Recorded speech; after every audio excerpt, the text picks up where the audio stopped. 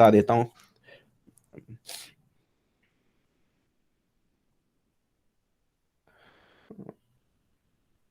Normal strain का, shear strain का और वोर्टिसिटी का।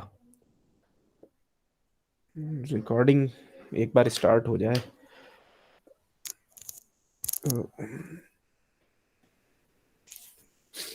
हाँ, हो गया।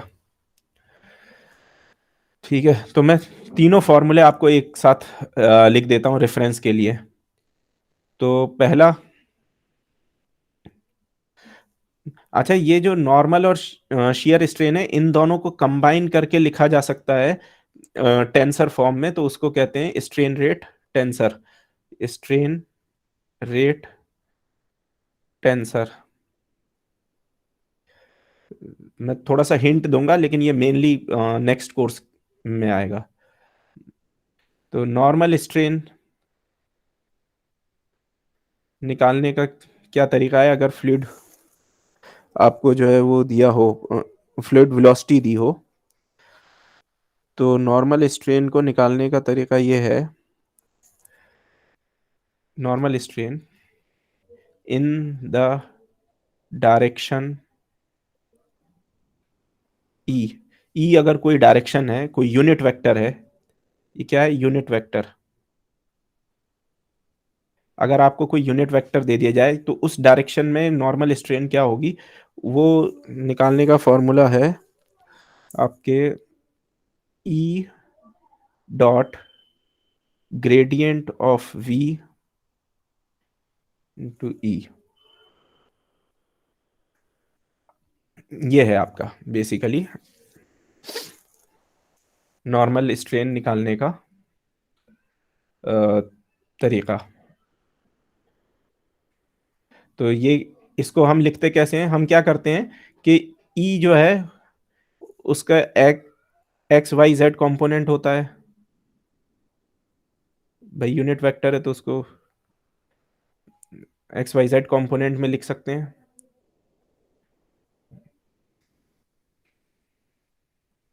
एक वेक्टर को। जैसे फॉर एग्जाम्पल, अगर आई यूनिट वेक्टर की बात करें, तो आई को हम लिख सकते हैं 1i plus 0j plus 0k। इसी तरह से जे के, ये भी यूनिट वेक्टर है, इनको भी लिख सकते हैं। और इनके अलावा भी कोई यूनिट वेक्टर हो सकता है जो कि एक्स वाई या जेड किसी से अलाइंड ना हो, ऐसा भी पॉसिबल है। तो उसके फिर जो है वो तीनों कुछ कंपोनेंट एक्स वाई जेड होंगे। तो हम क्या करेंगे, इस फॉर्मूले को यूज करने के लिए पहले जो है वो जिस डायरेक्शन में हमको निकालना है उसके कंपोनेंट्स लिख लेंगे, और उनको फिर एक वेक्टर फॉर्म में लिख लेंगे। ठीक है, वेक्टर फॉर्म में जब लिखेंगे तो ये कैसे हो जाएगा? ऊपर वाले को लिख देता हूँ। ऊपर वाले को अगर वेक्टर फॉर्म में लिखेंगे तो ये e x, e y, e z, मतलब कॉलम वेक्टर में लिखेंगे। और नीचे वाले को अगर लिखेंगे तो वो क्या है? 1 0 0। सो बेसिकली ई, अगर ऐसे आप लिखोगे तो इसको ऊपर वाले, इसको इवेलुएट करने का तरीका यह है, पहले मैं इसे लिखूंगा gradient of we.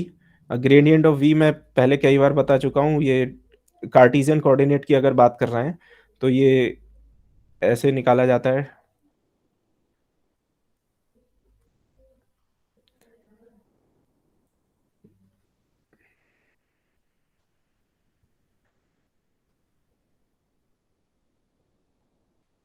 X Y, Y del Z plus V Z के साथ में, मैं पूरा नहीं लिख रहा, पीछे कई बार लिख चुका हूँ। तो ये लिखा, फिर उसके बाद में मल्टीप्लाई होगा ये ई, तो इसको यहां लगा देंगे। E x, e y, e z, ऐसे लिख देंगे। और ये जो पहले जो मल्टीप्लाई हो रहा है उसको भी यहां लिखेंगे, e x, e y, e z. लेकिन आप देखो ये मल्टीप्लाई नहीं हो सकता, ये दोनों इनके डायमेंशन मैच नहीं कर रहे यहाँ पे। इसीलिए यहाँ पे क्या करते हैं, ट्रांसपोज लगा देते हैं इसका। तो पहले वाला जो कॉलम वेक्टर है उसके साथ में ट्रांसपोज आ जाता है। या आप ये भी कर सकते हो कि इन दोनों को पहले मल्टीप्लाई कर लो, इन दोनों को मल्टीप्लाई कर लोगे तो एक वेक्टर मिलेगा, कॉलम वेक्टर। उस कॉलम वेक्टर को उस कॉलम वेक्टर को जो इन दोनों को मल्टीप्लाई करके आया उसको इसके साथ में डॉट प्रोडक्ट ले लो, एक ही बात आएगी। अगर एक स्टेप में करना है तो ऐसे कर सकते हो। तो अगर यही चीज आप मैंने पीछे करके दिखाया था कि अगर यहाँ पे e x e y e z की जगह आप ये ले लो 100 ले लो, तो आपका जो है वो स्ट्रेन रेट क्या निकल कर आता है, del we x over del X, जो कि आपको पता है कि एक्स डायरेक्शन में नॉर्मल स्ट्रेन जो है वो यही होती है। इसी तरह से वाई जेड डायरेक्शन में भी निकाल सकते हो, और उसके अलावा अगर किसी और डायरेक्शन में कोई पूछे तब भी निकाल सकते हो। ये हो गई स्ट्रेन रेट की बात, नॉर्मल स्ट्रेन की बात। फिर दूसरी चीज थी शियर स्ट्रेन। तो शियर स्ट्रेन निकालने के लिए हमेशा दो डायरेक्शन चाहिए होते हैं, दो नॉर्मल डायरेक्शन, है ना। जैसे shear strain X Y Y Z Z X की बात करते हैं हम लोग, इसी तरह से कोई भी दो नॉर्मल डायरेक्शन चाहिए होते हैं। तो शियर स्ट्रेन के लिए हम दो नॉर्मल वेक्टर लेंगे, ई एंड ई परपेंडिकुलर, ई और एक उसके परपेंडिकुलर। तो अगर हम ये लेंगे तो स्ट्रेन रेट जो हमारा आएगा, शियर स्ट्रेन का रेट वो होगा e perpendicular dot gradient of v plus gradient of v transpose into e. इस इसको भी बिल्कुल वैसे ही इवेल्युएट करना है जैसे कि नॉर्मल स्ट्रेन को किया। बस ये यहाँ पे ये मैट्रिक्स जो है, अब वो दो मैट्रिक्स का सम है, एक तो ये ग्रेडियंट ऑफ वी मैट्रिक्स और दूसरा उसका ट्रांसपोज, उन दोनों का सम जो है वो करके, और फिर ये यहाँ पे एक वेक्टर और यहाँ पे दूसरा वेक्टर। तो अगर फॉर एग्जाम्पल आपसे कोई गामा एक्स वाई पूछे, तो गामा एक्स वाई का मतलब है कि आपका ई जो है वो हो गया आई, और ई परपेंडिकुलर हो गया जे। तो इसके हिसाब से आपको शियर स्ट्रेन निकालने के लिए गामा एक्स वाई आपको यहाँ पे gradient of v plus gradient of v transpose, sorry j बाद में, यहाँ पे जे और यहाँ पे आई, और इवेल्युएट वैसे ही करेंगे। आई को 100 लिखेंगे और जे को 010। I is 100 and J is 010।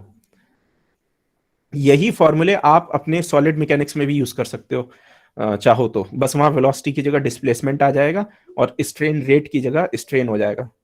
Same फॉर्मूले आप वहां भी यूज कर सकते हो। अच्छा, वहां पे आपने एक चीज और नोटिस की होगी कि तो इसको जब आप इवेल्युएट करोगे तो गामा एक्स वाई जो निकल के आएगा वो आएगा del we x over del Y plus del we Y over del x. तो आपने एक चीज नोटिस की होगी कि वहां पे हम लोग एक वो हाफ भी लगवा देते हैं। तो ये हाफ लगाने से क्या होता है कि हमारा जो नॉर्मल और शियर स्ट्रेन है दोनों मिला के एक स्ट्रेन टेंसर बन जाता है। वरना बेसिकली चेंज इन एंगल तो यही है, उसको हाफ लगा के जो है वो एक साथ पूरे टेंसर में लिख लेते हैं। तो वो सॉलिड मैकेनिक्स में आप अभी पढ़ रहे हो, फ्लूइड मैकेनिक्स में नेक्स्ट सेमेस्टर में, नेक्स्ट टू नेक्स्ट सेमेस्टर में पढ़ोगे, तो वहां पे डिटेल में आ जाएगा कि शियर स्ट्रेन और नॉर्मल स्ट्रेन को मिला के एक ही साथ टेंसर में कैसे लिख सकते हैं। तीसरी इंपॉर्टेंट चीज जो थी वो है वोर्टिसिटी,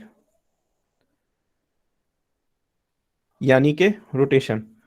तो वोर्टिसिटी जो है वो इंडिपेंडेंट है डायरेक्शन के, ये हमने शो किया था। तो वोर्टिसिटी इट इज इंडिपेंडेंट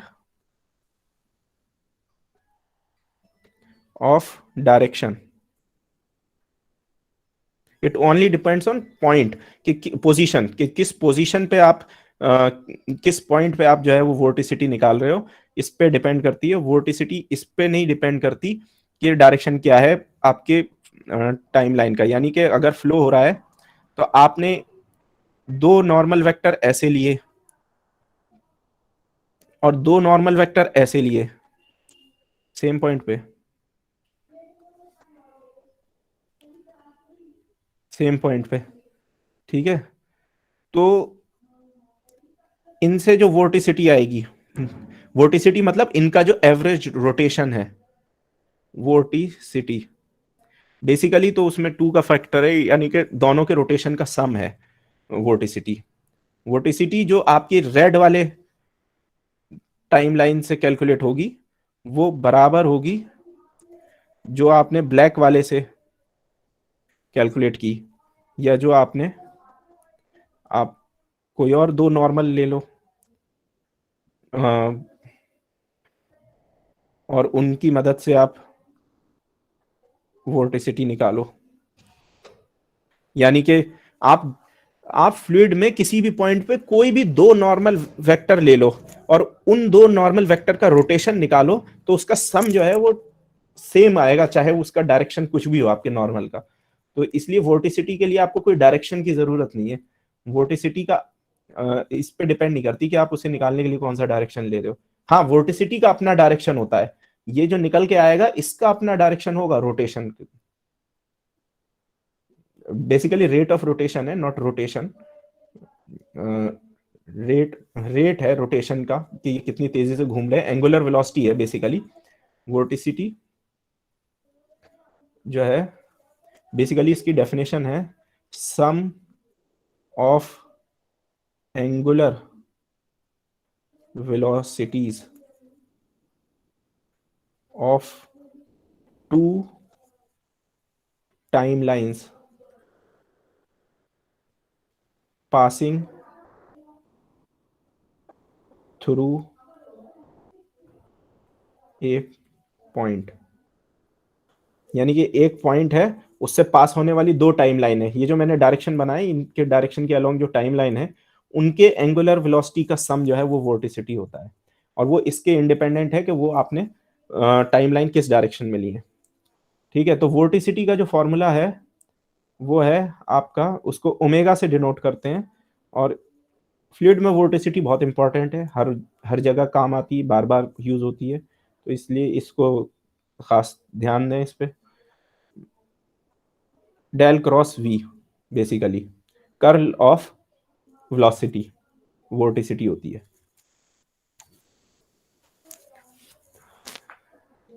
ठीक है। तो और ये रोटेशन से रिलेटेड है आपके फ्लूइड में, फ्लो में।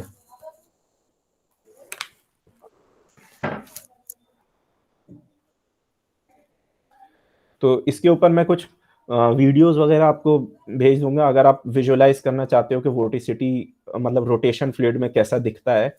इवन आप विकिपीडिया पे भी जाओगे तो आपको मिल जाएगा। इनफैक्ट मैं अभी कोशिश करता हूँ कि अभी दिखा दूं क्या इसमें।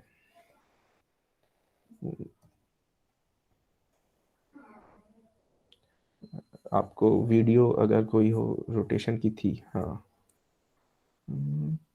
है तो वीडियो, लेकिन वो इतनी साफ नहीं है।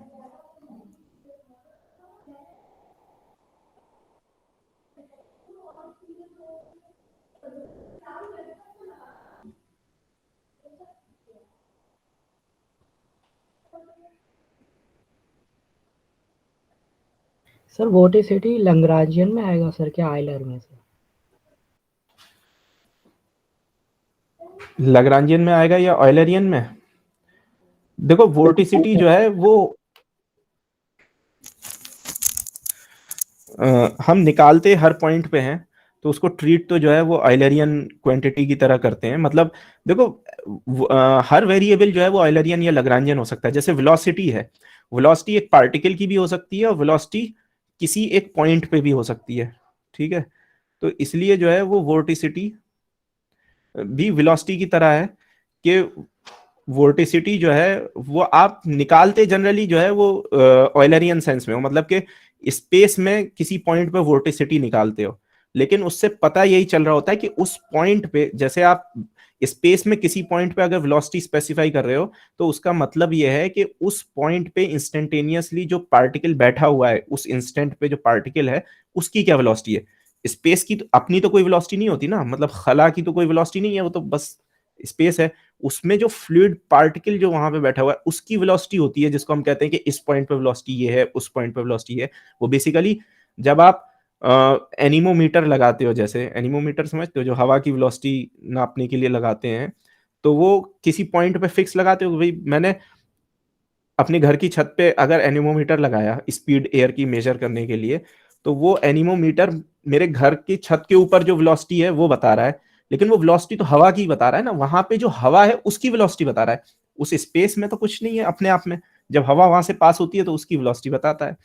इसी तरह से वोर्टिसिटी जो है वो आप निकालते तो एक पॉइंट पे ही हो, लेकिन वो बता ये रहा होता है कि उस पॉइंट पे लोकली कोई रोटेशन हो रहा है या नहीं। जैसे फॉर एग्जाम्पल इसको ऐसे समझो कि अगर सीधी सीधी हवा चल रही है, ऐसे समझो कि आप जो है अगर हवा जो है वो ऐसे ही बस सीधी सीधी चल रही है, ठीक है, अ, तो क्या होगा, तो ये होगा कि आप वोर्टिसिटी निकालोगे तो जीरो आएगी। इसका मतलब ये है कि फ्लो में कोई रोटेशन नहीं है। रोटेशन का क्या मतलब है, रोटेशन का मतलब है कि कुछ उस टाइप का होना चाहिए, जैसे जैसे रोटेशन की अदर एक्सट्रीम है कि मान लो कोई बवंडर, कोई तूफान है, अब यहाँ पे आपको दिख रहा है कि भाई यहाँ पे तो यहाँ पे रोटेशन हो रहा है, तो इसके अंदर निकालोगे। ऐसा वैसे जरूरी नहीं है कि हवा अगर गोल गोल घूम रही हो तो उसमें जो इंडिविजुअल फ्लूइड पार्टिकल हैं वो भी घूम रहे हों, जैसे कि, लेकिन यह है कि बहरहाल इसमें अगर अंदर आप निकालोगे वोर्टिसिटी, अंदर की तरफ, बाहर हो सकता है कि ना आए, लेकिन अंदर जो है वो वोर्टिसिटी नॉन जीरो आएगी बहरहाल इसमें। तो ये ऐसे है, वही मैं दिखाना चाह रहा था कि एक वीडियो थी जिससे ये क्लियर हो जाता है कि कब वोर्टिसिटी होगी कब नहीं। अगर मिल जाए तो अच्छा है। वैसे तो बहुत वीडियो हैं लोगों ने बना रखी हैं, लेकिन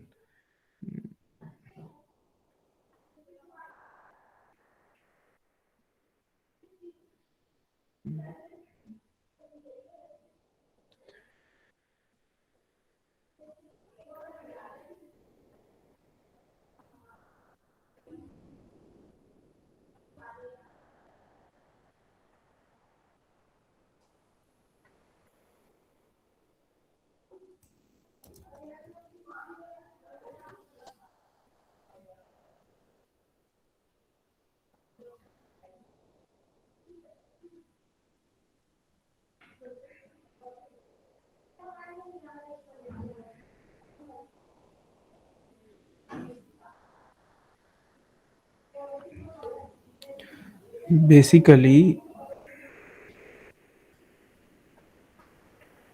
हाँ,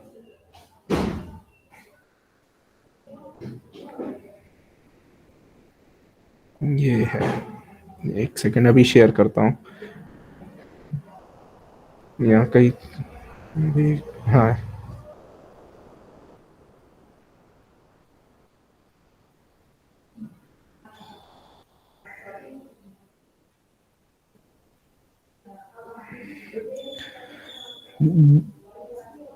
आपको स्क्रीन, अभी मैं स्क्रीन शेयर करके दिखाता हूँ इसको, वीडियो को। कहाँ है अपना, ये हटाना पड़ेगा मुझे, इसके बाद में दोबारा शेयर करना पड़ेगा।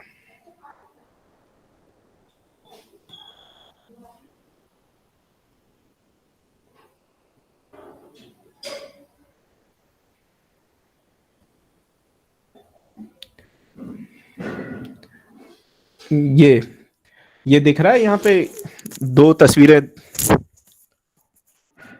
Yes sir. हाँ, तो ये जो दो तस्वीरें हैं ना, इसमें दो तरह की वोर्टेक्स हैं। वोर्टेक्स मतलब समझ लीजिए जैसे बवंडर होता है, या वर्लपूल, मतलब जिसमें फ्लूइड जो गोल गोल घूम रहा होता है। तो दो तरह की वोर्टेक्स दिखाई है। दोनों केस में फ्लूइड जो है वो गोल गोल घूम रहा है, ठीक है, जैसे वो होता है, जैसे तूफान में होता है, या फिर क्या बोलते हैं उसको, जो पानी में जो दिखता है, कभी सिंक में भी देखा होगा, जैसे पानी जा रहा होता है तो वो गोल गोल घूम के जाता है। तो उस यस तरह सर। से है। तो ये दो जो है वो दो सिचुएशन फ्लो की दिखाई है। ठीक है। तो इसमें पहली वाली सिचुएशन में आप ऑब्जर्व करो, ये दो जो ब्लू कलर से दिखाए हैं ये फ्लूइड पार्टिकल हैं, और इनके ऊपर एक क्रॉस लगाया हुआ है ये दिखाने के लिए कि इनका डायरेक्शन चेंज हो रहा है या नहीं, वरना इन्होंने स्फीयर बनाया तो वो स्फीयर में शेप तो समझ में आएगा नहीं कि रोटेट हो रहा है नहीं। अब इसके बीच में जो ये एक कट लगा हुआ है, इसको आप मान लो कि जैसे ये आपका डायरेक्शन है। अब ये डायरेक्शन आप बताइए देख के इसको गौर से एकदम, कि ये डायरेक्शन चेंज हो रहा है या नहीं हो रहा है। इस पे मत जाओ कि वो पार्टिकल गोल गोल घूम रहा है, इस पे जाओ कि उसका डायरेक्शन घूम रहा है कि नहीं। ऐसे इमेजिन करो कि आप एक झूले में बैठे हुए हो, और उस झूले नहीं में होगा। आपका आपका मुंह का जो डायरेक्शन है वो चेंज हो रहा है झूले के साथ में, या सेम रह रहा है। अब अगर मैं सेम है सर। फिजिकली, हाँ, नहीं आप ध्यान से नहीं देख रहे हो। अगर मैं फिजिकली वहां पे होता, तो मैं वैसे दिखा देता आपको, मतलब प्रैक्टिकली, नहीं सर, दो लेकिन हो रहा है सर, चेंज हो रहा है सर। हाँ, मैं अपने इस पे बना के दिखा रहा हूँ कि हो क्या रहा है। हो ये रहा है, अगर आप उसको ध्यान से देखोगे तो जो ये इसका ब्लू वाला है ना, अगर ये यहाँ पे ऐसे है तो यहाँ पे ये ऐसे हो रहा है। यहाँ पे ये हो सकता है इतनी तेजी से ना हो रहा हो, यहाँ पे फिर ये ऐसे हो जा रहा है, और यहाँ पे फिर ऐसे हो जा रहा है। तो ये रोटेट हो रहा है ना भाई, पहले ये डायरेक्शन ये था, अब ये हो गया, अब ये हो गया, अब ये हो गया। तो ये जो क्रॉस का डायरेक्शन है ये चेंज हो रहा है।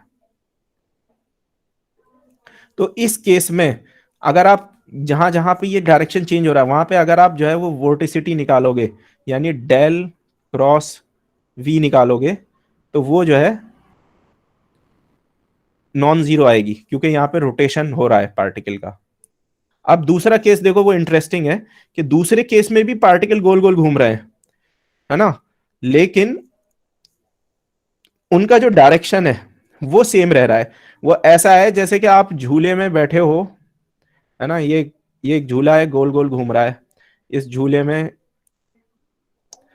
आपका अगर मुंह जो है वो ऐसे है इधर की तरफ है, तो जब ये झूला घूम के यहां आया तो तब भी आपका मुंह इधर है, जब ये घूम के यहां आया तब भी आपका मुंह इधर है।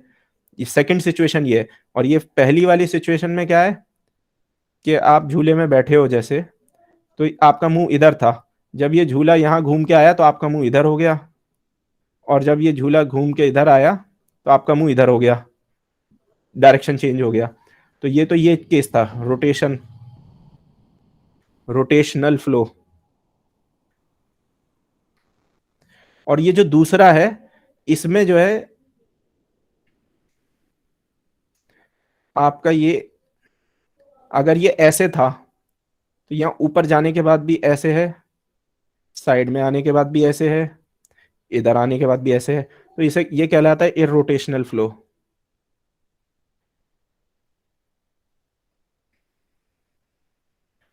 अभी थोड़ी देर में हम इरोटेशनल फ्लोज के बारे में और डिटेल में देखेंगे कि ये कैसे इरोटेशनल फ्लो कैसे होते हैं, लेकिन बेसिक बात यह है कि इरोटेशनल फ्लो में फ्लूइड पार्टिकल अपना डायरेक्शन नहीं चेंज करते, और ये पता ऐसे चलता है कि del cross v is equal to zero होता है, यानी वोर्टिसिटी जीरो होती है।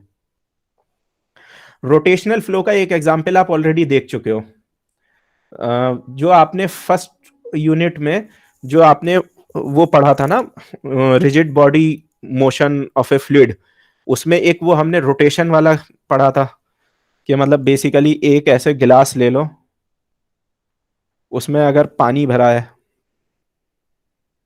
और इसको फिर घुमाओ तेजी से, तो ये पानी कुछ ऐसे हो जाता था। वो तो एक हमने ये सरफेस निकाला था, लेकिन उसकी अगर आप वेलोसिटी फील्ड देखो, उसकी वेलोसिटी फील्ड अगर आप देखोगे तो उसकी वेलोसिटी फील्ड, यानी कि किसी भी पॉइंट पे वेलोसिटी जो होती थी फ्लूइड की, वो होती है आपके उस केस में v इज इक्वल टू, अगर ये ओमेगा से रोटेट हो रहा है तो ओमेगा आर, और डायरेक्शन उसका होता था ई थीटा। ये इसकी वेलोसिटी फील्ड है। इस केस की, जो ये और ये जो आपका रोटेट कर रहे हो अगर पानी भर के किसी बाल्टी में ऐसे करके, तो उसकी ये वेलोसिटी फील्ड ये होती है। और इसकी अगर आप वोर्टिसिटी निकालो डेल क्रॉस वी, तो आप कैलकुलेट कर लेना। आपको कर्ल निकालना आता है, कार्टेशियन और सिलिंड्रिकल में भी आता है, फॉर्मूले में पहले भी बता चुका हूं, आपने मैथ में भी पढ़े होंगे। तो कर्ल अगर आप निकालोगे इसका, इसके लिए आपको सिलिंड्रिकल वाला फॉर्मूला यूज करना पड़ेगा। तो वो आप निकालोगे तो वो ट्वाइस ओमेगा निकल के आएगा, जो कि नॉन जीरो है। तो यहां से पता चल रहा है कि इस वाले केस में फ्लूइड में रोटेशन है। और ये इरोटेशनल वाला जो है मोशन, इसका एग्जाम्पल है कि आपका जो सिंक होता है ना, सिंक, उसमें कभी टैप खोल दो, वो नीचे से अगर इसका ढक्कन खुला हुआ है, यहाँ पे पानी भरा है, इसको हल्का सा जरा सा पुश कर दो तो ये पानी ऐसे ऐसे करके जाता है, देखा है कभी? हाँ भाई, देखा है कि नहीं कभी? यस बस सर, या एक देखा बोतल है, देख, देखा है। या एक बोतल ले लो, बोतल में पानी भरो, इसका नीचे ढक्कन खोल दो और उसको बोतल को हल्का सा घुमा दो, ठीक है? हल्का सा घुमा दो और फिर छोड़ दो, तो ये पानी ऐसे ऐसे ऐसे करके जाता है। तो इस केस में ना, बस बीच में थोड़ा सा पोर्शन छोड़ के, जो बाकी का पोर्शन है, बस थोड़ा सा बीच का पोर्शन छोड़ के बाकी का पोर्शन, वहां भी फ्लूइड रोटेट कर रहा है, वहां पे आप देखोगे, मैं बताऊंगा कि उसकी वेलोसिटी फील्ड क्या है अभी, लेकिन यह है कि जो भी उसकी वेलोसिटी फील्ड है उसके लिए देखोगे आप कि रोटेशन जो है, वोर्टिसिटी जो है वो जीरो आती है, वो इरोटेशनल फ्लो होता है। जबकि फ्लूइड वहां भी घूमता हुआ नजर आ रहा है, लेकिन फ्लूइड पार्टिकल नहीं घूम रहे हैं, बिल्कुल वैसे ही जैसे इस वीडियो में दोनों में ये घूम रहे हैं, लेकिन इनका डायरेक्शन चेंज नहीं हो रहा।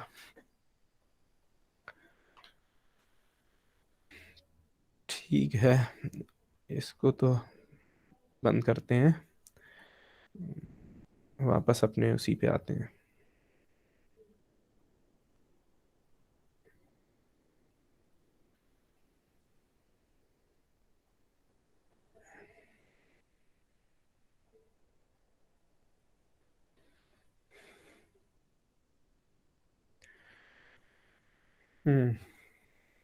तो ये बात हो गई वोर्टिसिटी की। अब वोर्टिसिटी से रिलेटेड एक और क्वांटिटी है, उसका भी सिमिलर काम है। जैसे वोर्टिसिटी रोटेशन बताती है, ऐसे रोटेशन फ्लूइड उसका बताने का एक और क्वांटिटी है, उसके बारे में बात कर लेते हैं। उसके लिए मैं आपसे कहूंगा कि आप इमेजिन करो कि एक कहीं पे फ्लो हो रहा है, मैं हेडिंग डाल देता हूं सर्कुलेशन।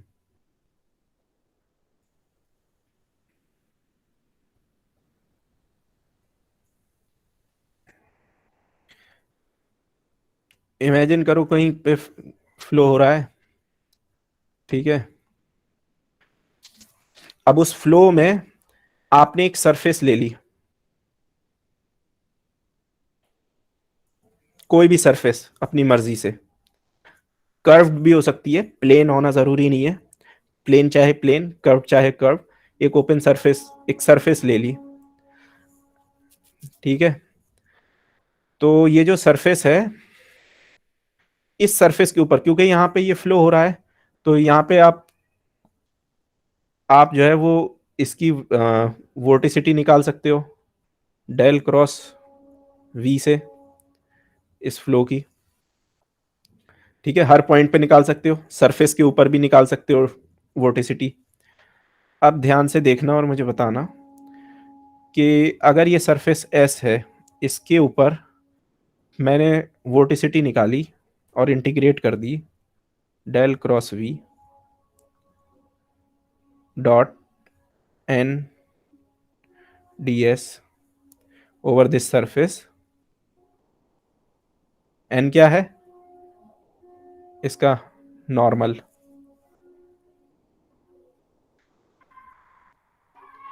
तो ये देख के बताओ कि मैथ में कोई थ्योरम याद आ रहा है जो अभी पढ़ा हो मैथ के कोर्स में अभी? इसको देख के वेक्टर कैलकुलस पढ़ लिया, उसमें ये सब थ्योरम पढ़ लिए, इंटीग्रल के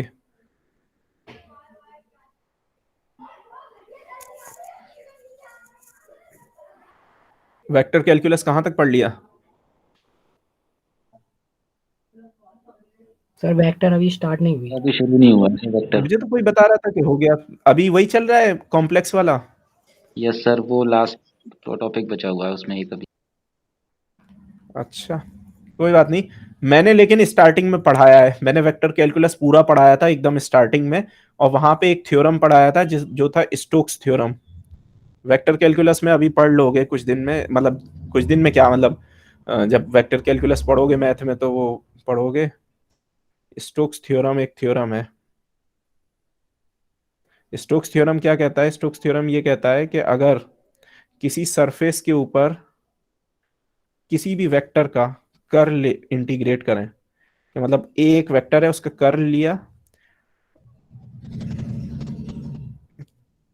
और डॉट एन डी एस, तो ये जो कर्ल है ये लाइन इंटीग्रल के बराबर होता है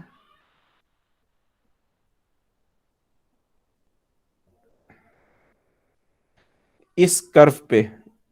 ये जो बाइंडिंग कर्व है, ये जो कर्व है ना, जो बाउंड्री है इस सरफेस की, इस सरफेस की बाउंड्री के ऊपर अगर जो है वो इसको इंटीग्रेट किया जाए इस वेक्टर को, तो ये उसके बराबर होता है। ये कहलाता है स्टोक्स थ्योरम। तो स्टोक्स थ्योरम में अगर कोई भी, ये तो किसी भी वेक्टर के लिए ट्रू है, ए वेक्टर के लिए दिया हुआ है जैसे मैंने लिखा है, तो इसको अगर ए की जगह मैं वी से रिप्लेस कर दूं, वेलोसिटी से, तो ये मेरा हो जाएगा इंटीग्रल ओवर सी वी डॉट डीएल। डीएल क्या है? Line element. डीएस है सरफेस एलिमेंट, डीएस ये छोटा सा सरफेस एरिया, और डीएल क्या है? छोटा सा लाइन एलिमेंट इस डायरेक्शन में। मतलब इसके ऊपर इंटीग्रेट करने के लिए वो बनाते हैं ना छोटा सा डी एक्स डी वाई, तो उसी तरह से ये डीएल बनाते हैं जब लाइन इंटीग्रल करते हैं। ये सब मैंने स्टार्टिंग में करा था, आप लोग को पता नहीं याद है या नहीं अब। हम्म, सारी चीजें स्टार्टिंग में पढ़ाई थी इसीलिए। अच्छा, ये क्वांटिटी आपको पता है कि ये तो वोर्टिसिटी है, डेल क्रॉस वी, अभी बताया। तो ये basically omega dot n d s था, ओमेगा को लिखा डेल क्रॉस वी, और यहाँ पे स्टोक्स थ्योरम से लिख दिया ये। तो ये जो क्वांटिटी है इसको ये कहलाता है सर्कुलेशन, इसको गामा से डिनोट करते हैं। तो बेसिकली रिलेशन क्या आया कि वोर्टिसिटी का एरिया इंटीग्रल या surface integral is equal to line integral of velocity on the binding boundary curve, जो बाउंड्री है उस पे, और इसी को कहते हैं गामा। तो अब ये दे क्या रहा है, इसको एक बार थोड़ा सा फिजिकली समझ लेते हैं कि ये line integral of velocity over D over एक कर्व क्या है, क्लोज्ड कर्व। अच्छा, ये क्लोज कर्व है क्योंकि ये बाउंड्री है, बाउंड्री तो क्लोज है ना इसकी सरफेस की, ये तो क्लोज्ड कर्व है बाउंड्री, तो इसलिए इस पे सर्किल लगा देते हैं इंटीग्रल पे, क्लोज्ड डिनोट करने के लिए। क्लोज्ड कर्व पे जब इंटीग्रल होता है ये क्लोज सरफेस पे, तो उस पे ये सर्किल बना दिया जाता है।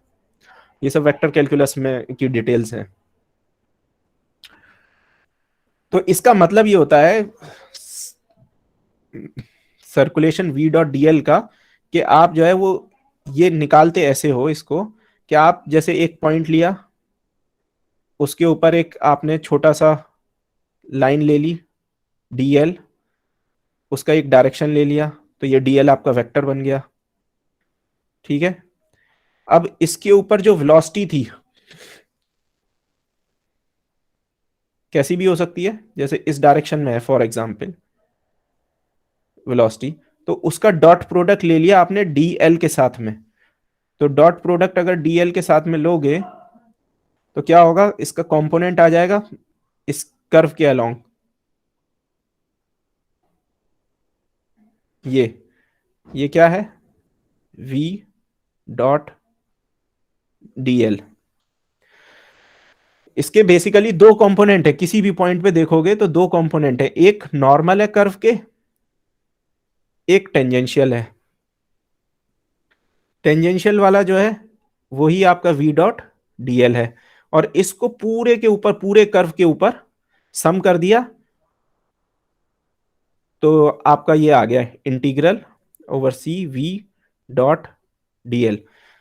तो अब आप खुद इमेजिन करो कि जो वेलोसिटी के दो कंपोनेंट है उसमें से नॉर्मल कंपोनेंट तो फ्लूइड को इस कर्व के बाहर भगा रहा है ना, वो तो कह रहा है कि इससे बाहर जो फ्लूइड निकल रहा है इस कर्व से, वो तो नॉर्मल है कंपोनेंट है। लेकिन फ्लूइड को गोल गोल कौन घुमा रहा है? फ्लूइड को गोल गोल जो घुमा रहा है वो आपका इस कर्व के अलोंग जो घुमा रहा है वो आपका v डॉट dl है कंपोनेंट, जो टेंजेंशियल कंपोनेंट है। और उसी को अगर एक कर्व के पे इंटीग्रल कर दो तो वो हो जाता है आपका सर्कुलेशन। तो सर्कुलेशन भी वोर्टिसिटी की तरह आपको जो है बताता है, कि बेसिकली बताता है कि इस एरिया में, जिस कर्व को जो एनक्लोज किया, इस एरिया में कितनी वोर्टिसिटी है, ये हमने यहां से रिलेशन से देख लिया ना, जो ऊपर जो अभी थ्योरम लिखा, इससे हमने देखा ना कि circulation is equal to surface integral of omega dot n d S.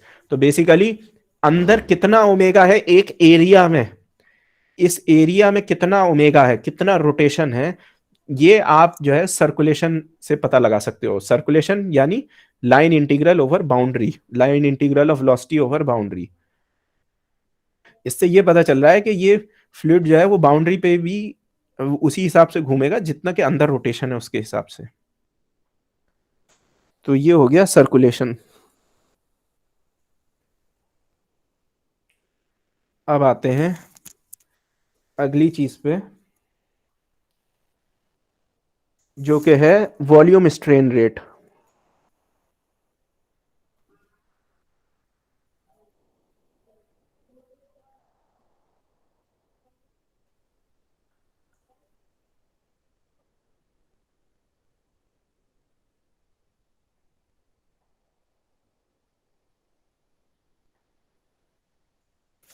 Volume strain rate भी सॉलिड मैकेनिक्स, वॉल्यूम स्ट्रेन तो सॉलिड मैकेनिक्स में पढ़ा होगा कि इन तीनों नॉर्मल स्ट्रेन का सम होता है।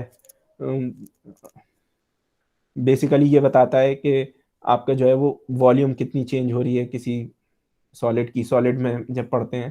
तो इसी सर तरह से वॉल्यूमेट्रिक स्ट्रेन और वॉल्यूम स्ट्रेन एक ही चीज है ना? हाँ वही वॉल्यूमेट्रिक बोल लो उसको, वही चीज है वॉल्यूम स्ट्रेन या वॉल्यूमेट्रिक बोल लो उसको आप।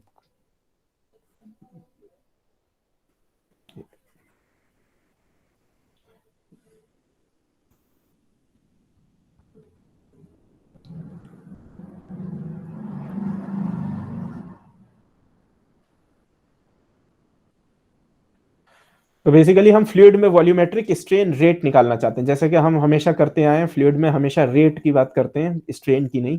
तो यहाँ पे भी जो है वो वॉल्यूम स्ट्रेन की, वॉल्यूम के स्ट्रेन रेट की बात करेंगे। तो वॉल्यूम स्ट्रेन रेट का मतलब ये है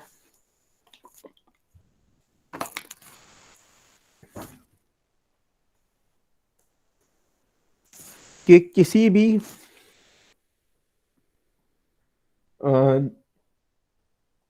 पॉइंट पे किसी भी फ्लूइड पार्टिकल की जो वॉल्यूम है वो कितना चेंज हो रही है, ठीक है। तो उसको निकालने का तरीका ये है कि हम क्या करेंगे, हम जो है वो एक, तो ये बेसिकली लैग्रांजियन सेंस में है। तो हम इसको करने का तरीका ये है कि हम जो है वो एक वॉल्यूम लेंगे,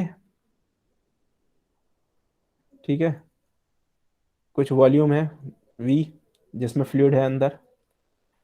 तो इस वॉल्यूम का हम स्ट्रेन रेट फाइंड करेंगे, और फिर उसके बाद में इस वॉल्यूम को श्रिंक करेंगे,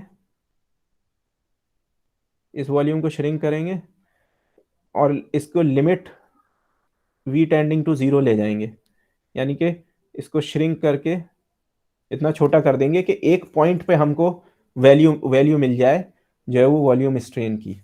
तो अगर हम ऐसे निकाला, ये तो वॉल्यूम स्ट्रेन पूरी बॉडी का, पूरी इतनी वॉल्यूम का आ जाएगा। इतनी वॉल्यूम का नहीं, हमको जो है वो वॉल्यूम स्ट्रेन रेट चाहिए एक पॉइंट पे, ठीक है। तो उस पॉइंट पे निकालने के लिए इसको हम श्रिंक करेंगे और लिमिट जो है वो v टेंडिंग टू 0 ले लेंगे।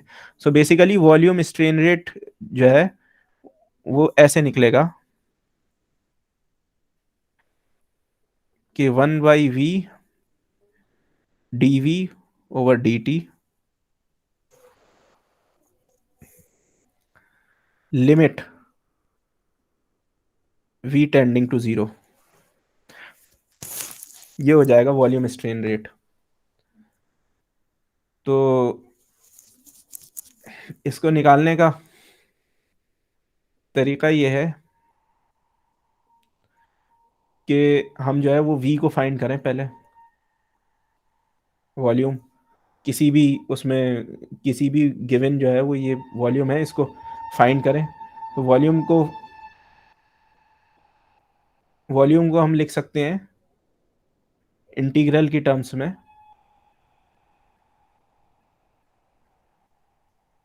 Integral DV.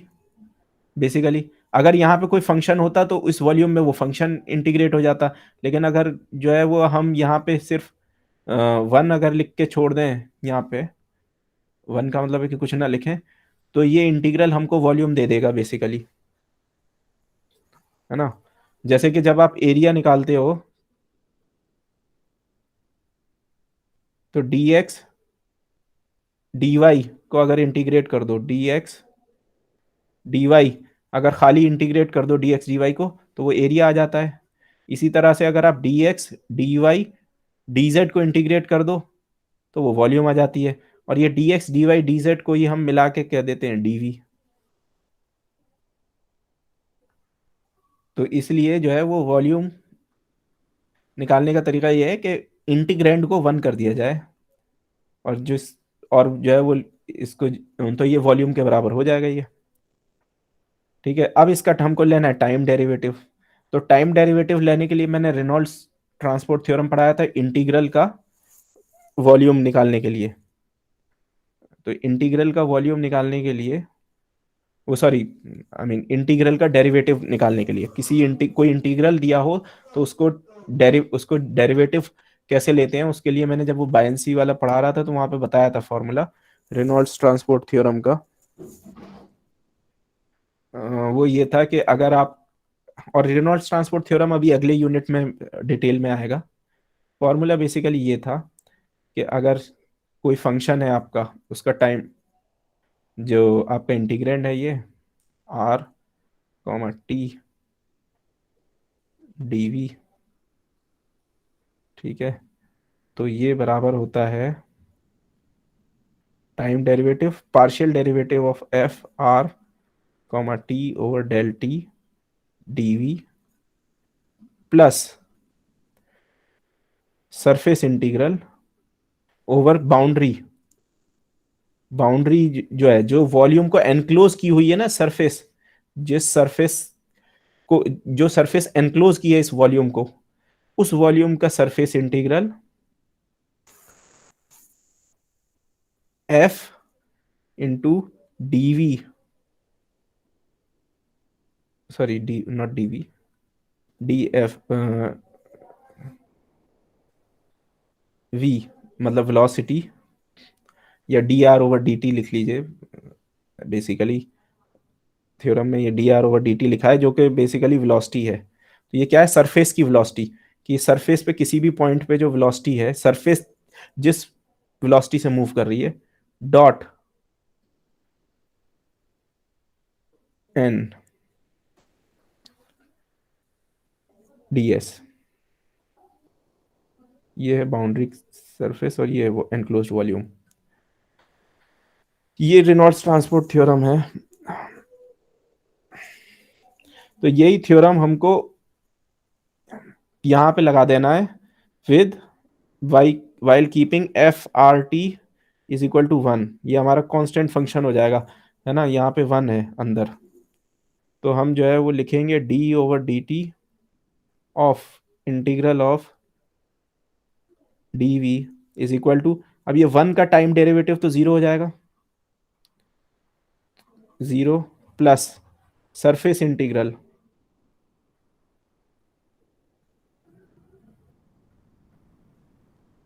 Of f again 1 है, into d r over d t is velocity of the surface dot n d s.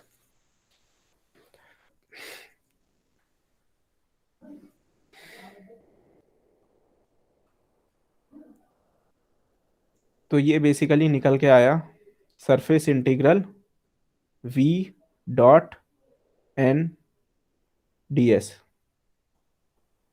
अब यहाँ पे जो है वो एक थ्योरम यूज करेंगे जिसका नाम है गॉस थ्योरम। जैसे कि अभी स्टोक्स थ्योरम था, ऐसे ही गॉस थ्योरम भी एक वेक्टर कैलकुलस में एक थ्योरम है जो कि आपको सरफेस इंटीग्रल और वॉल्यूम इंटीग्रल के बीच में रिलेशन बताता है। तो यहाँ पे गॉस थ्योरम की मदद से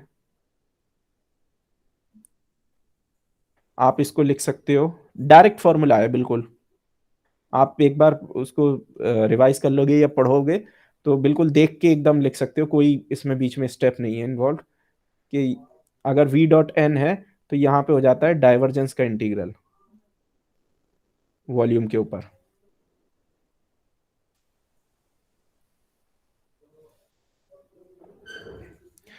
सो basically d over d t, ये क्या था, ये तो वॉल्यूम ही था खुद। So d over d t of volume is surf volume integral और डाइवर्जेंस ऑफ वेलोसिटी dv। और हमें फाइंड क्या करना है वॉल्यूम स्ट्रेन रेट में, limit v tending to 0 1 by v dv over dt, ये हमको फाइंड करना है। तो यहाँ पे ये ऊपर से लिख देंगे, dv ओवर dt को सब्सटीट्यूट कर देंगे।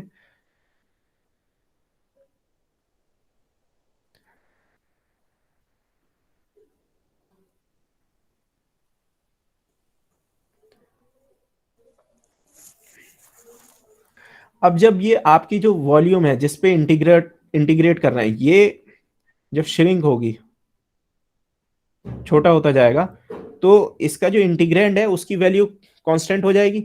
मतलब ये बिल्कुल वैसे ही है कि जैसे कि कोई फंक्शन है, ठीक है, f as a function of x। तो अगर आप यहां से यहां कंसीडर करो तो इसमें इतना वेरिएशन है, लेकिन अगर आप यहां से बस यहां कंसीडर करो तो वेरिएशन और कम है, अगर और छोटे स्पेस में कंसीडर करो तो और कम है। तो जैसे जैसे आप अपना जो इंटीग्रेशन का रीजन है उसको छोटा करते जाते हो तो इंटीग्रेंड की वैल्यू जो है वो कांस्टेंट होती जाती है। तो अगर ये लिमिट हमको लेनी है तो हम जो है इसको कांस्टेंट मान सकते हैं, constant in the limit v tending to 0। तो अगर ये कांस्टेंट है तो इसको इंटीग्रल के बाहर ले सकते हैं, इंटीग्रल के बाहर आ जाएगा और ये टोटल वॉल्यूम इससे मल्टीप्लाई हो जाएगी, बिल्कुल वैसे ही कि जैसे कांस्टेंट फंक्शन का इंटीग्रल जो है वो सी ए इंटू बी जो है वो सी बी इंटू ए माइनस ए होता है।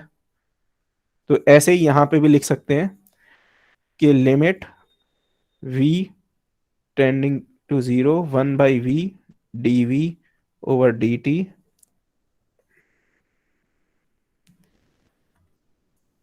Is equal to 1 by v, और यहाँ पे ये कांस्टेंट है तो इसलिए ये इंटीग्रल के बाहर आ गया, और इंटीग्रल के अंदर क्या रह गया, खाली ये रह गया, और ये जो है अपने आप में सिर्फ वॉल्यूम है। तो यहाँ पे ये वॉल्यूम वॉल्यूम कट जाएगी, v tending to 0 1 by v divergence of velocity into volume. तो ये कट जाएंगे तो यहाँ पे आ जाएगा खाली डाइवर्जेंस ऑफ वेलोसिटी। तो डाइवर्जेंस ऑफ वेलोसिटी जो है वही वॉल्यूम स्ट्रेन रेट है, वॉल्यूम स्ट्रेन रेट। और डाइवर्जेंस का अगर आपको फॉर्मूला याद हो तो आप इसको एक्सपेंड कर सकते हो अपने कार्टेशियन कोऑर्डिनेट्स में। कैसे करोगे? कार्टेशियन कोऑर्डिनेट्स में डाइवर्जेंस का फॉर्मूला है ये, del we x over del x, del we Y over del y and del v z over del z. ये आपको पता है, ये तीनों जो है नॉर्मल स्ट्रेन्स है, तो ये इनका सम हो गया नॉर्मल स्ट्रेन का।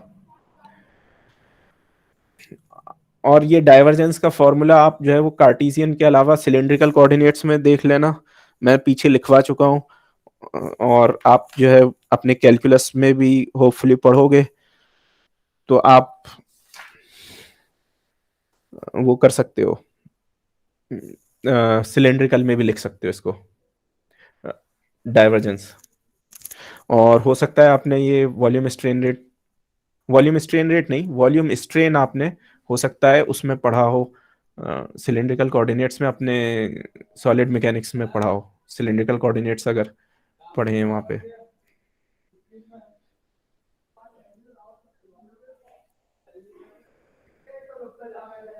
मीनवाइल मैं अटेंडेंस खोल देता हूँ, तो 1 मिनट लेके अटेंडेंस अपनी लगा दें।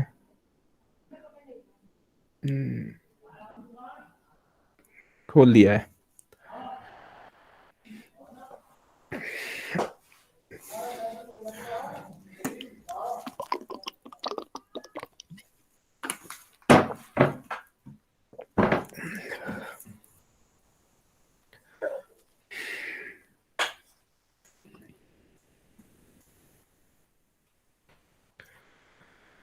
तो जो इम्पोर्टेंट चीज होती है, जो फाइनल फॉर्मूला होता है, उसको मैं उसमें लिख वो कर देता हूँ हाईलाइट, तो इसलिए मैं इसको भी कर दे रहा हूँ कि वॉल्यूम स्ट्रेन रेट जो है वो डेल डॉट वी है, यानी divergence of velocity. Del dot v, ये जो है डेल डॉट वी या डाइवर्जेंस ऑफ वेलोसिटी कहलाता है।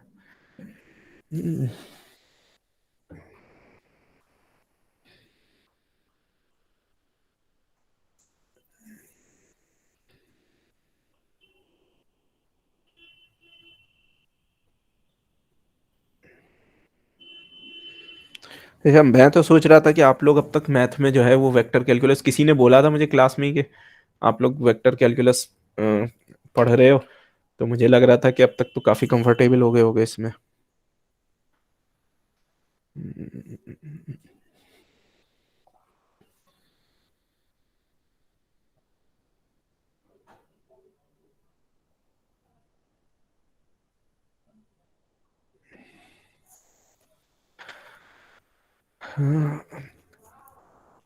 अगली चीज है कंटिन्यूटी। इस यूनिट में ऐसे छोटे छोटे टॉपिक्स बहुत हैं, मतलब वो हर एक टॉपिक छोटा छोटा जो है वो करके बहुत है। पिछले यूनिट की तरह ऐसा नहीं है कि एक ही लंबा टॉपिक चल रहा हो।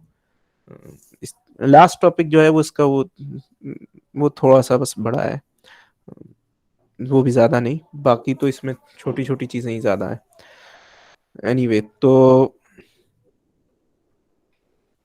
अगली चीज जो है इसमें पढ़ाने की, वो है जो कि आपने ऑलरेडी अपने आपने सुन रखा होगा डिप्लोमा में, वो है कंटिन्यूटी इक्वेशन।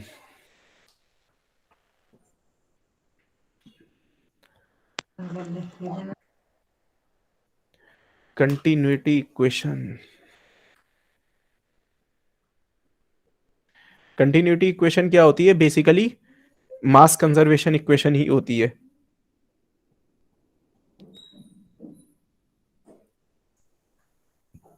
बेसिकली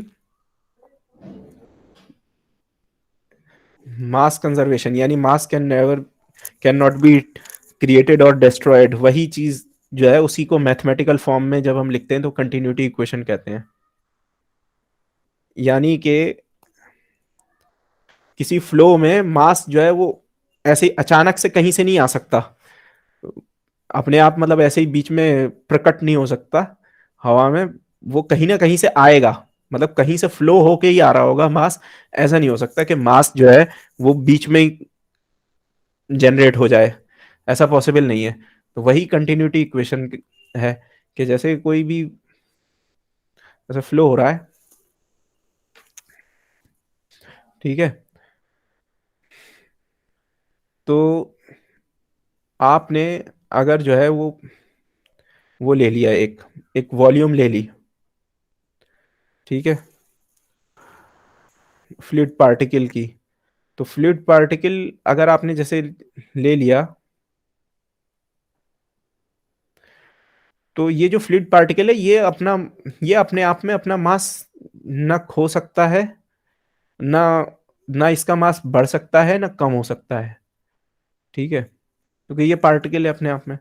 तो अगर इसकी वॉल्यूम v मान ली जाए, तो आइडिया, और इसकी डेंसिटी जो है वो रो मान ली जाए, तो आइडिया ये है कि इसका मास जो है वो टाइम के साथ चेंज ही नहीं हो सकता, कांस्टेंट रहेगा, यानी कि d/dt of rho into v should be equal to 0। Time के साथ में इसका मास चेंज नहीं हो सकता, वॉल्यूम इंटू डेंसिटी, ये चेंज नहीं हो सकता। तो इसको अगर आप प्रोडक्ट रूल लगा के लिखो,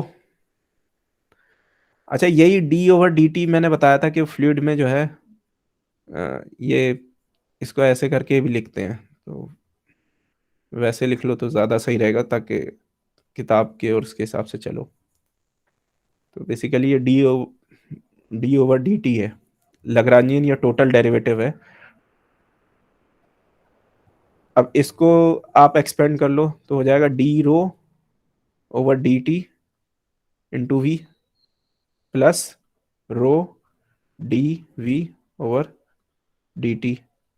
इज इक्वल टू 0। इस पूरे को अगर मैं डिवाइड कर दूं v से, v क्रॉस जो मैं वॉल्यूम है उससे अगर मैं डिवाइड कर दूं, तो क्या हो जाएगा, ये यहां से हट जाएगा और यहाँ पे एक आ जाएगा, ठीक है भाई। तो so basically d/dt plus rho into 1/dv/dt is equal to 0। ये चीज अभी हमने देखी है, वॉल्यूम स्ट्रेन रेट है।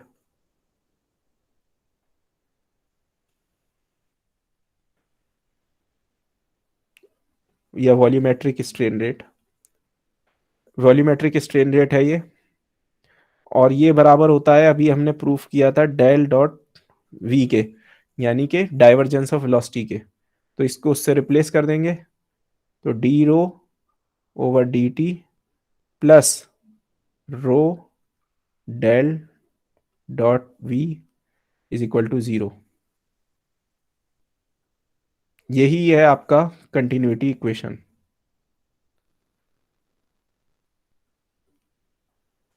तो ये है फर्स्ट फॉर्म।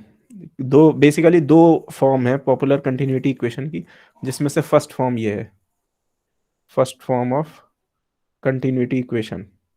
मतलब ये फर्स्ट कोई ऐसा किताबों में या कहीं पे ऐसा कोई नाम नहीं है, मैं बोल रहा हूँ क्योंकि बेसिकली दो फॉर्म जनरली होती हैं पॉपुलर, तो उसमें से मैंने अभी एक फॉर्म पढ़ाई है, तो उसको मैं कह रहा हूँ फर्स्ट फॉर्म।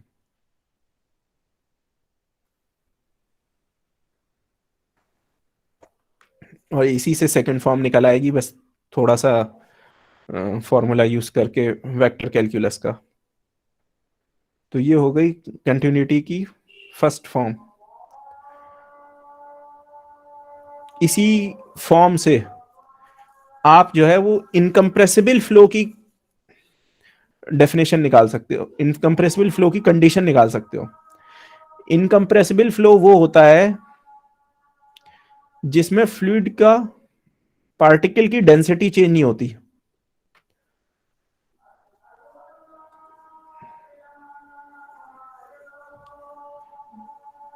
ये मैंने फर्स्ट यूनिट में स्टार्टिंग में पढ़ाया भी था कि इनकम्प्रेसिबल फ्लो यानी लग्रांजियन सेंस में डेंसिटी चेंज नहीं हो रही, d/dt is equal to 0, no change in the density of a fluid particle यानी कि no change in the Lagrangian sense. Lagrangian sense में जो है वो पार्टिकल की डेंसिटी चेंज नहीं हो रही, यानी कि पार्टिकल मतलब सॉरी, लग्रांजियन सेंस में फ्लूइड की डेंसिटी चेंज नहीं हो रही, यानी कि पार्टिकल जो है उसकी डेंसिटी चेंज नहीं हो रही, वो कहीं भी जाए उसकी डेंसिटी सेम रहेगी।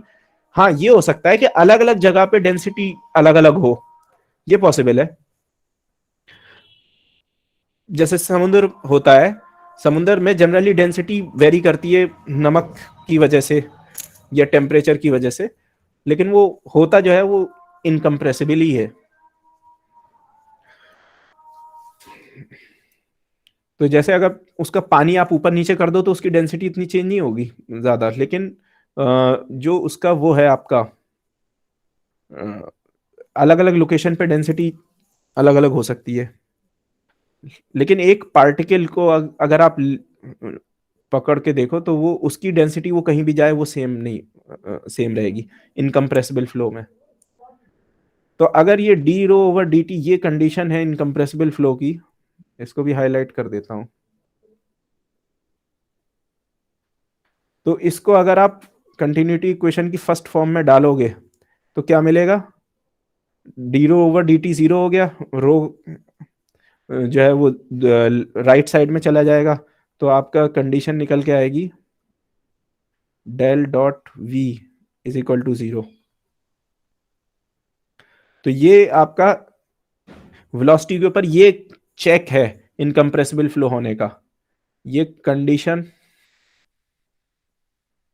ये डेफिनेशन है, और ये कंडीशन है, ये वेलोसिटी के ऊपर कंडीशन फॉर इनकम्प्रेसिबल फ्लो।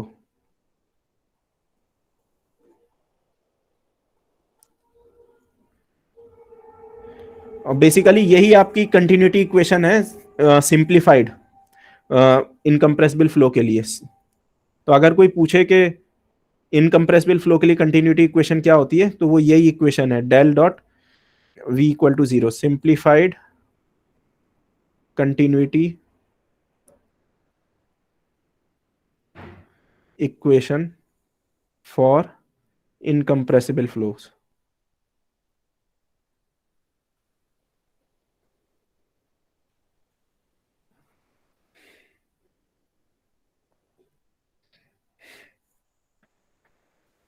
तो ये तो हो गई बात इनकम्प्रेसिबल फ्लो की कंडीशन की और कंटिन्यूटी इक्वेशन की फर्स्ट फॉर्म की। अब वो एक वेक्टर कैलकुलस में एक फॉर्मूला होता है, उस फॉर्मूले को अगर आप लगा दोगे तो ये कंटिन्यूटी इक्वेशन को दूसरी तरह से भी लिख सकते हो। उससे पहले आप ये रिकॉल करो कि डी रो ओवर डी टी जो है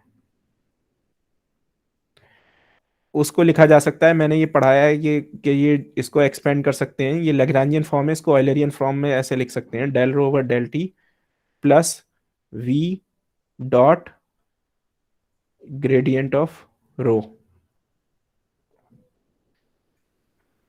ये मैंने जो है वो पीछे पढ़ाया था आपको, ऑयलरियन और लैग्रांजियन इस यूनिट के स्टार्टिंग में ये पढ़ाया था कि कैसे जो है वो ट्रांसफर करते हैं। तो वहां से जो है ये आप डी रो ओवर डी टी को इस तरह से लिख सकते हो। अब इसको अगर आप फर्स्ट फॉर्म ऑफ कंटिन्यूटी में अगर आप प्लग कर दो, उसमें डाल दो इसको, तो आपकी इक्वेशन क्या बनती है? Del rho over del t plus v dot gradient of rho plus rho divergence of v is equal to zero. अब वेक्टर कैलकुलस में आप एक फॉर्मूला पढ़ोगे, वो फॉर्मूला ये है कि जैसे, मैं दूसरे कलर से लिख देता हूं क्योंकि वो आइडेंटिटी है बेसिकली। तो आइडेंटिटी ये है कि ग्रेडियंट सॉरी डाइवर्जेंस ऑफ एक स्केलर अगर ले लें फाई और एक वेक्टर ले लें ए, तो एक स्केलर और वेक्टर के प्रोडक्ट की जो डाइवर्जेंस है वो होती है phi into divergence of that vector plus that vector dot gradient of that scalar. ये क्या है? ये आइडेंटिटी है वेक्टर कैलकुलस में। हो सकता है आपको ये अपने मैथ के कोर्स में प्रूफ करने के लिए भी मिले इसी सेमेस्टर में। तो यही आइडेंटिटी अगर आप यहाँ पे लगा दोगे और रो फाई की जगह रो ले लोगे और ए की जगह वी ले लोगे, तो ये इक्वेशन आपकी बन जाएगी del rho over del t plus del dot rho v is equal to 0।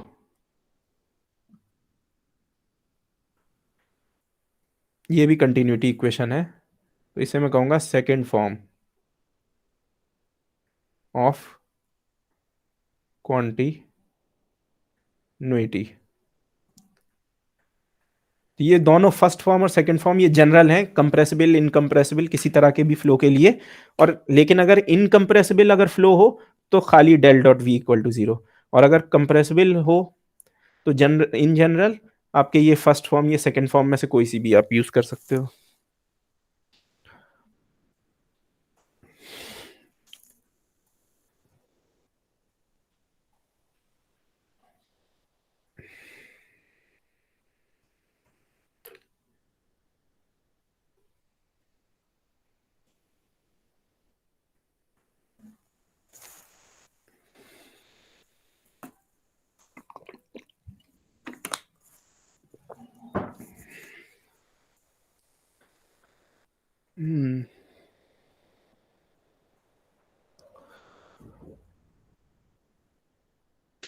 Sir rho a v equal to rho a v होती थी कंटिन्यूटी इक्वेशन, वो कैसे आती है?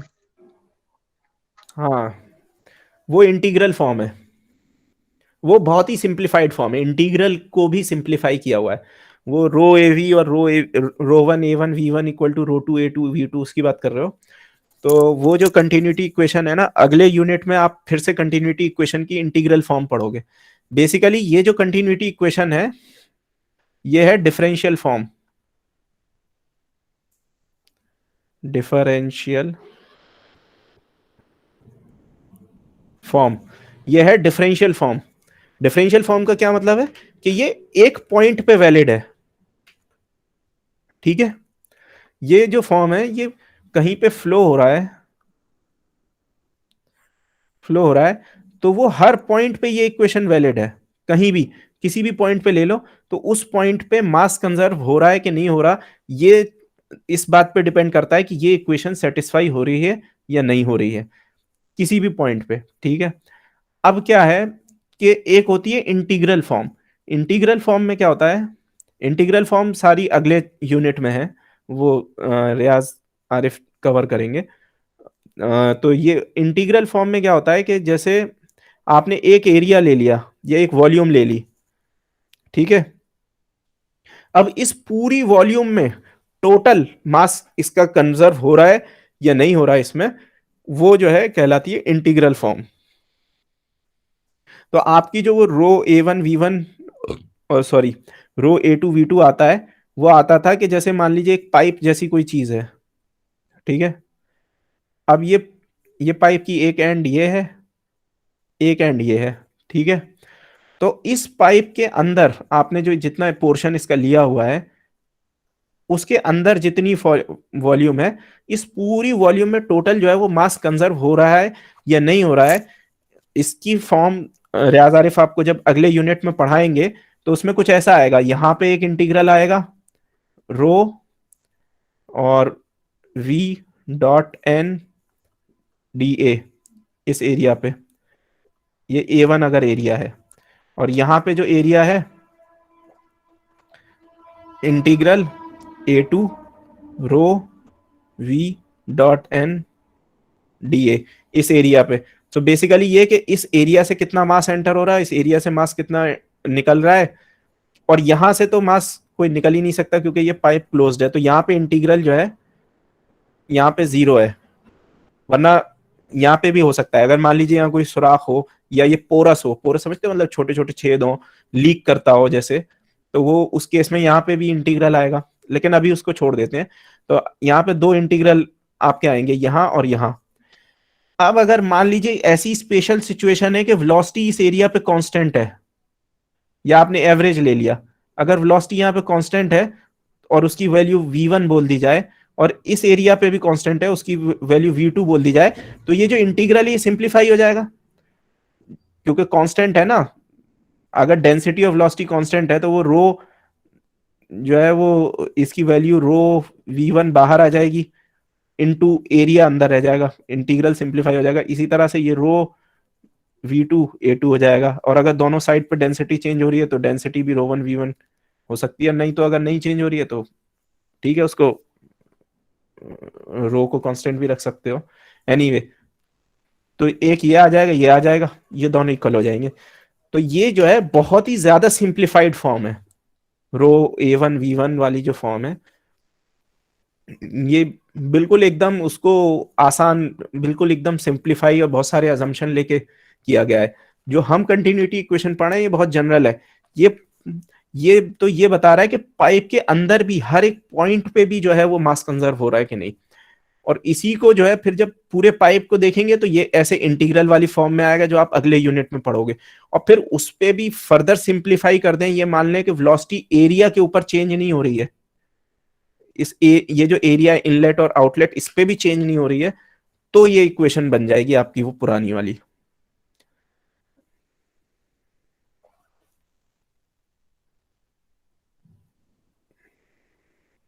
ठीक है, तो वो आपका जो है वो बहुत सिंप्लीफाइड केस है।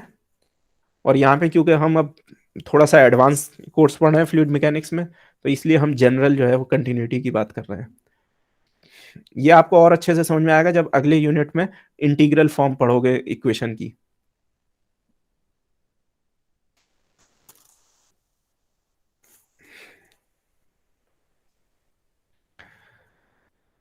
तो इसी तरह से इस यूनिट में जो है वो एक चीज और है, वो है आपका स्ट्रीम फंक्शन।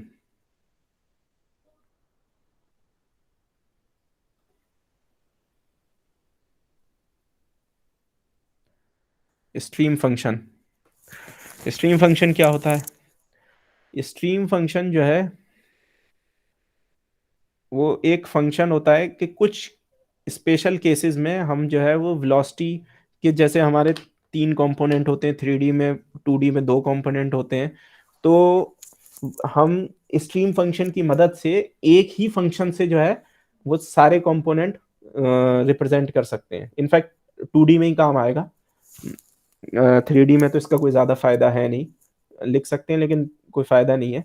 2D में इसके ये फायदा होता है कि वेलोसिटी के एक्स और वाई कंपोनेंट को दोनों को एक ही फंक्शन की मदद से लिख सकते हैं।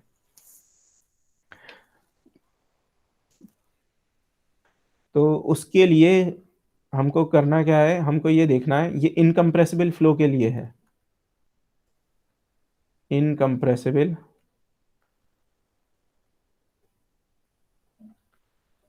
फ्लो अगर आपका है तो आपका del dot v is equal to 0 होता है, ये मैंने अभी बताया।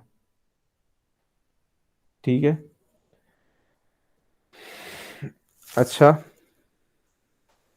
वेक्टर कैलकुलस में एक आइडेंटिटी होती है, अगेन एक और आइडेंटिटी बता रहा हूं जो बहुत कॉमन है, मतलब ये भी आपके सब मैथ में ये भी कवर होगी। वो आइडेंटिटी ये है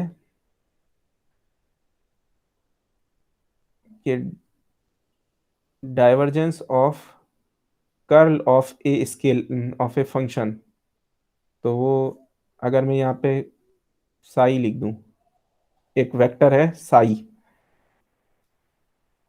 एक वेक्टर है साई, उसका आपने कर्ल लिया, और वो जो कर्ल से जो आपका वेक्टर आया उसका आपने डाइवर्जेंस निकाला, तो वो हमेशा 0 होता है फॉर एनी वेक्टर साई। आप चाहे कोई भी वेक्टर ले लें, उसका अगर आप कर्ल निकाल के और उसका डाइवर्जेंस निकालेंगे तो ये del dot del cross of any vector is always equal to 0। ये एक वेक्टर कैलकुलस की एक आइडेंटिटी है। ठीक है, तो ये तो है आइडेंटिटी और ये है इनकम्प्रेसिबल फ्लो की कंडीशन। अब इन दोनों को कंपेयर करें जरा,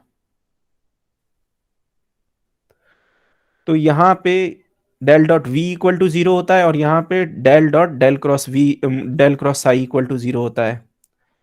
तो अगर इन दोनों को कंपेयर करके मैं ये लिख दूं, बाय कंपेयरिंग लिख देता हूं, अगर ये 1 है ये 2 है, तो बाय कंपेयरिंग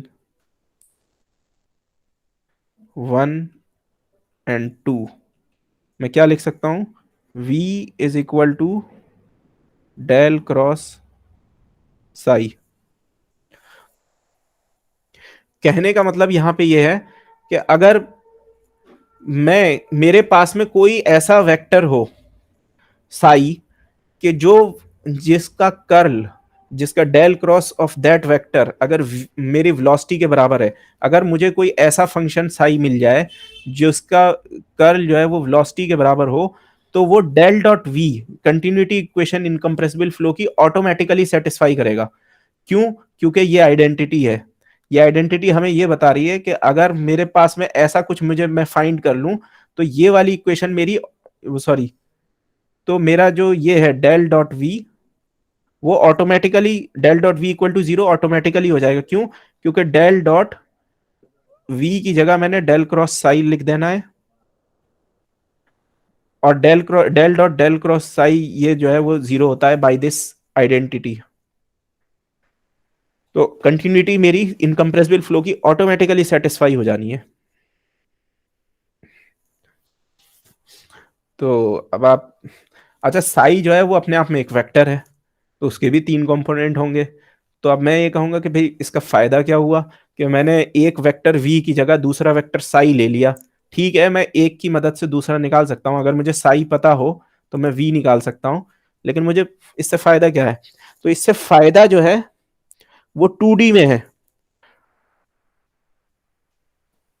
2D में क्या फायदा है कि जो आपका साई जो ऐसा वेक्टर होगा ना, जिसका आप del cross psi equal to v लिख सको, वो उसका एक ही कंपोनेंट होगा 3D में, 2D में सॉरी, इन 2D। तो मैं लिख देता हूं बल्कि, in general Sai has 3 components but in 2D अगर मेरा फ्लो 2 डायमेंशनल है, यानी z में कोई वेरिएशन नहीं है, but in 2D flows, 2D flow क्या होते हैं? No variation in z along z axis. अगर 2D फ्लो है, but in 2D flows psi has only one non zero component.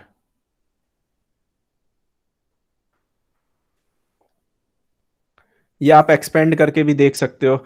अगर आप जो है वो दोनों साइड को, अगर आप जो है वो इसको एक्सपेंड कर दो, psi psi x psi y psi z करके अगर इसको लिख दो और उसमें जेड वाली टर्म्स को जीरो कर दो, तो आप देखोगे कि सिर्फ साई की जेड वाली टर्म बचती है, यानी कि साई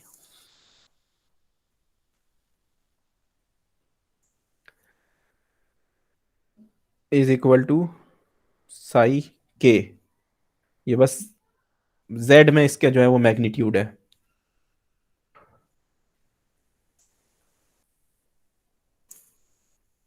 इनफैक्ट आप ये देख सकते हो, आप अगर इसको एक्सपेंड कर दो, मैं कह रहा हूं जैसे कि v is equal to del cross psi, और डेल क्रॉस साई का फॉर्मूला लगा दो यहाँ पे, तो वो होता है, अगर अगर साई इज अगर साई को जनरल मान लिया जाए, साई एक्स आई प्लस साई वाई जे प्लस साई जेड के, अगर इसको मान लिया जाए, तो यहाँ पे ये कर्ल का जो फॉर्मूला है उसको लगा के ये हो जाता है psi z, del psi z over del y minus del psi y over del Z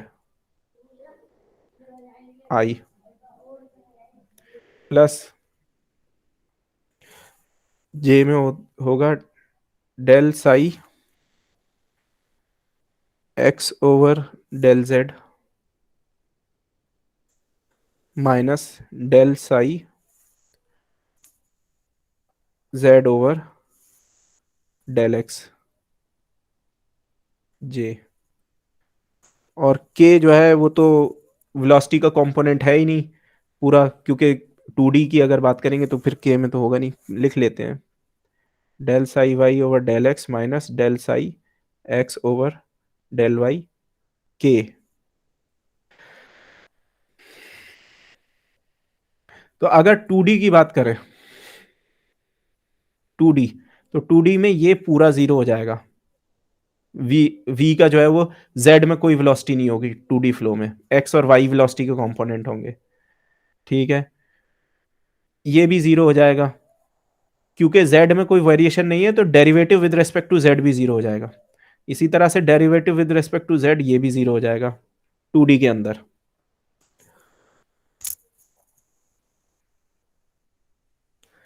so basically 2D में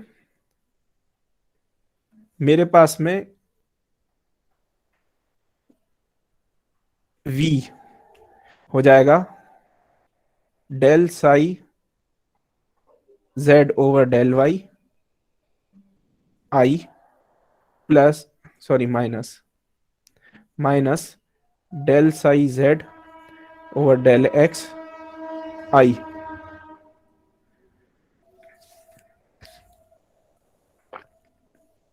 sorry not i, J.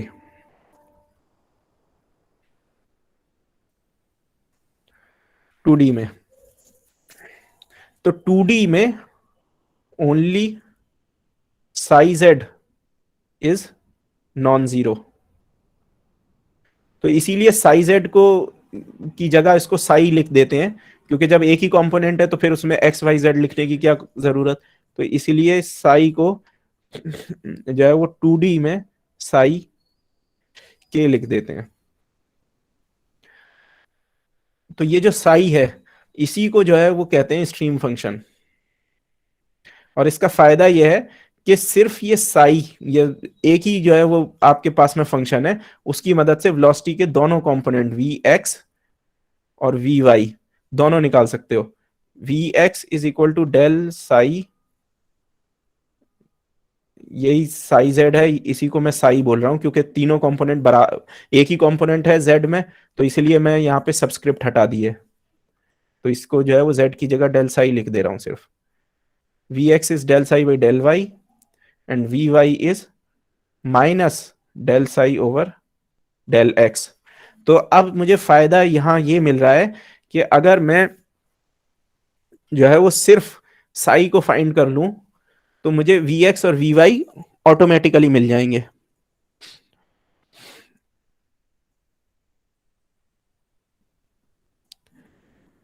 Automatically मिल जाएंगे और वो मेरे डेल डॉट वी जो मेरी कंटिन्यूटी है इनकम्प्रेसिबल फ्लो की उसको भी सेटिस्फाई करेंगे। यानी डेल डॉट वी को एक्सपेंड करेंगे तो हो जाएगा del we x over del x plus del we Y over del y. और इसी को वी एक्स जो है वो अगर मैं यहाँ पे लिख दूं del psi over del Y plus del over del y, और वी वाई में लिख दूं minus del psi over del x, तो ये हो जाएगा मेरा del square psi over del x del y minus del square psi over del y del x. और आपको पता है ये दोनों बराबर होते हैं तो इसलिए ये जीरो हो गया। सो बेसिकली मेरा del dot v automatically satisfy हो रहा है अगर मैं अपना अगर मैं साई की मदद से वेलोसिटी को रिप्रेजेंट कर रहा हूं।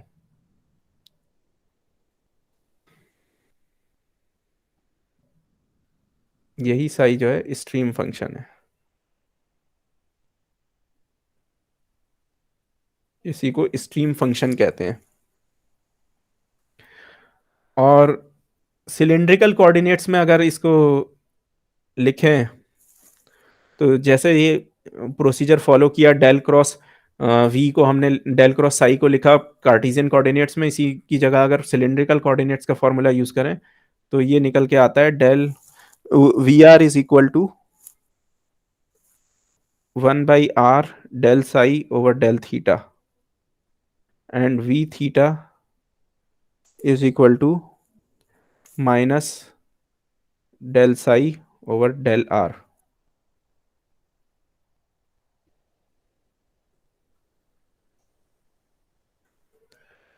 Stream function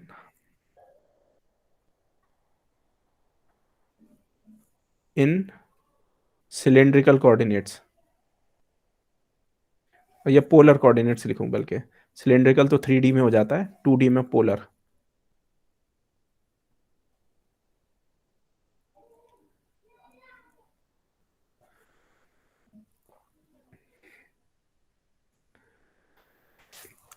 ठीक है,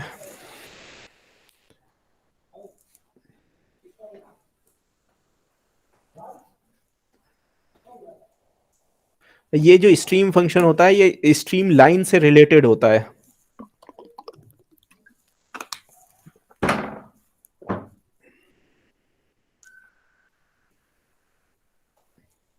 बेसिकली